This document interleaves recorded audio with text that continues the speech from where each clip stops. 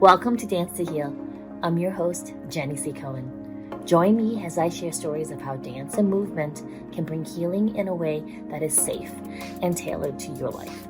I'm a cancer survivor, mother of two, and an award-winning performer who found that movement was vital to my recovery. I created Dance to Heal Wellness and also authored the best-selling book, Outside of Recovery, Dancing My Way Back to Myself After Breast Cancer. I will bring new techniques to help you on your dance journey and healing path. Are you ready to move? Dance to Heal starts now.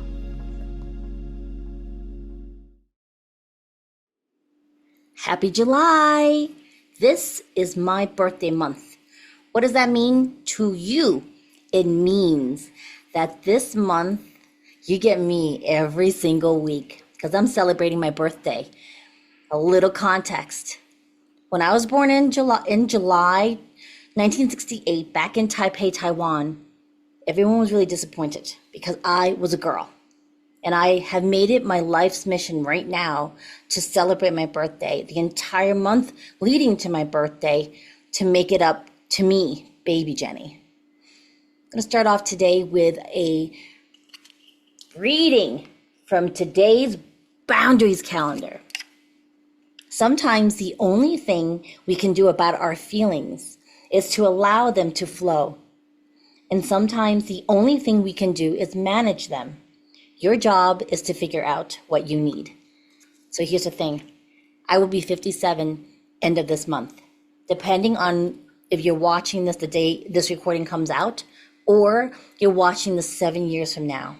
The point is, as an adult, even as a young teenager, guess what? The only person that can help you with your feelings is you.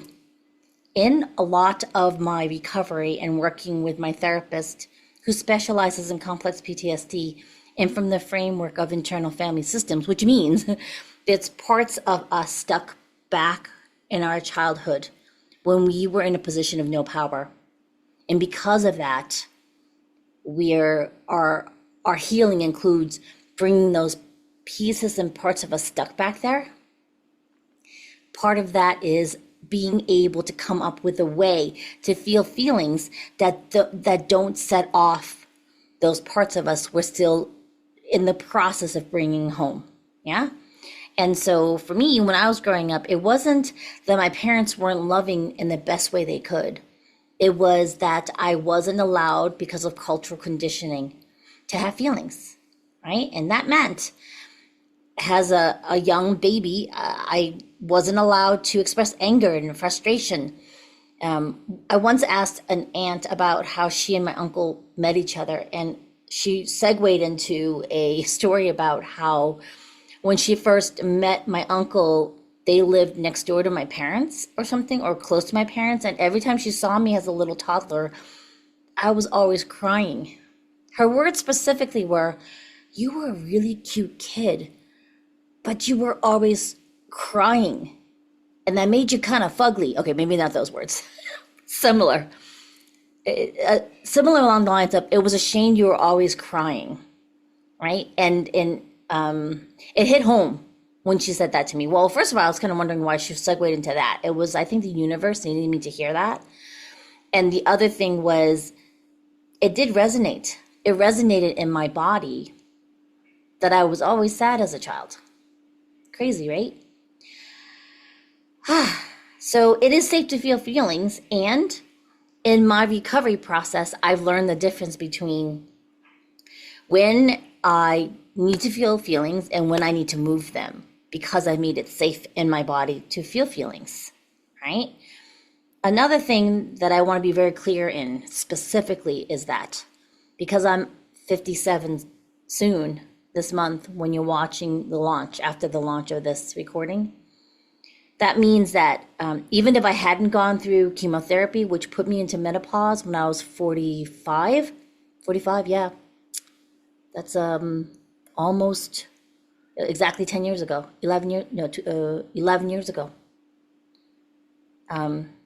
I would most likely be in menopause now, or at least perimenopausal, and not realizing that that would actually affect a lot of my body's ability to recover post chemotherapy, post the menopause changes that would happen in my body. This is really specific, and it will help you though. Those of you who really may not even feel it's anywhere close to your own personal experience, right? It will help you understand your elders or elders in training in your community, even your parents or aunts and uncles who would seem as if they just weren't in their bodies anymore.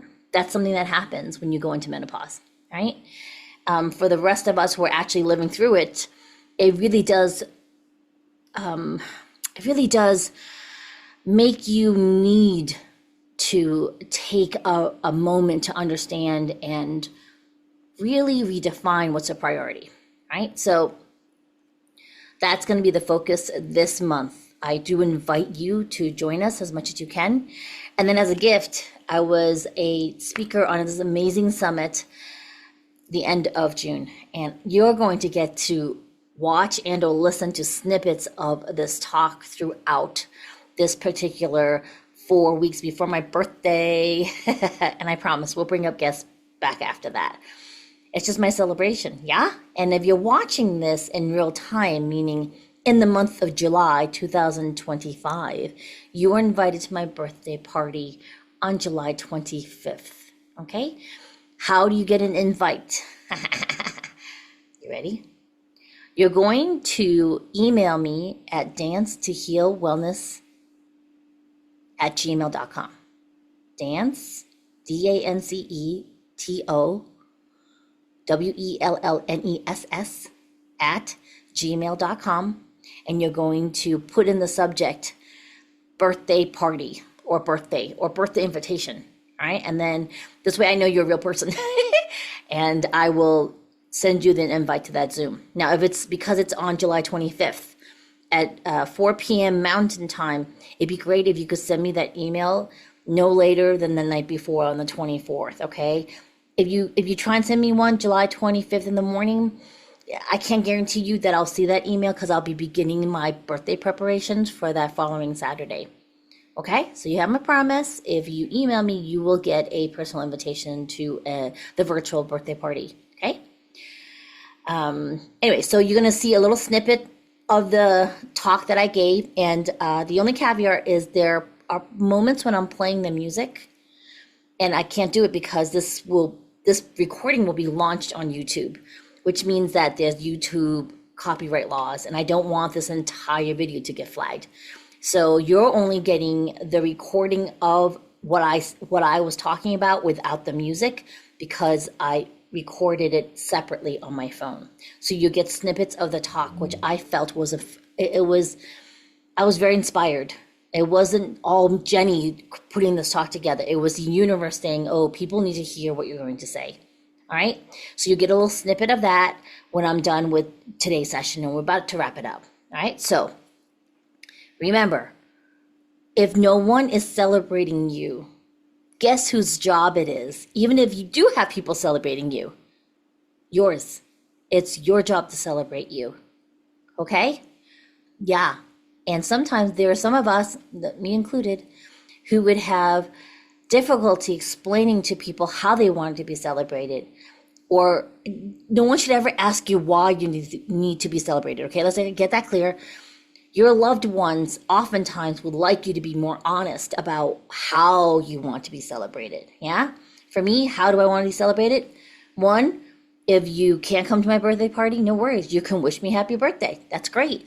Please do not, and this is a big one, folks, because I'm an elder in training, so I get to be kind of frank about this.